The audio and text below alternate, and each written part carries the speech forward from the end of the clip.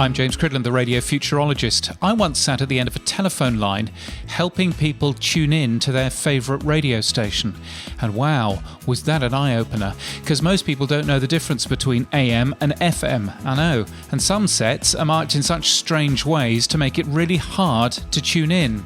You probably know somebody who's tuned into their favourite radio station and never want you to touch their set in case they lose it forever.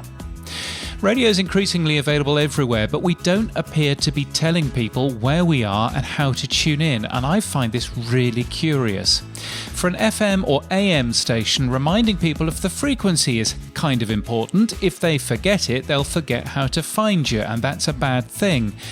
So, while it might lessen the clutter to just say on FM, as some radio stations do in the UK, LBC, I'm looking at you, it may actively be harming your audience not to give a frequency out.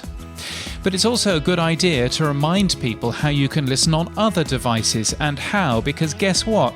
Someone might not know you're on a smart speaker or available through the telly or on DAB+, or a different HD frequency somewhere.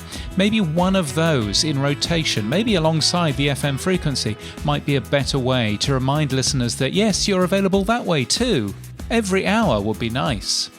In my hometown of Brisbane, 2 large AM stations never mention their frequency. Many never mention that they're available online. None, not one, mentions DAB+. If your listeners don't know they can listen that way, they won't. So we know that keeping things simple works on air. We also know we need to make it simpler to tune in to the radio. One day, we'll put these 2 useful pieces of knowledge together.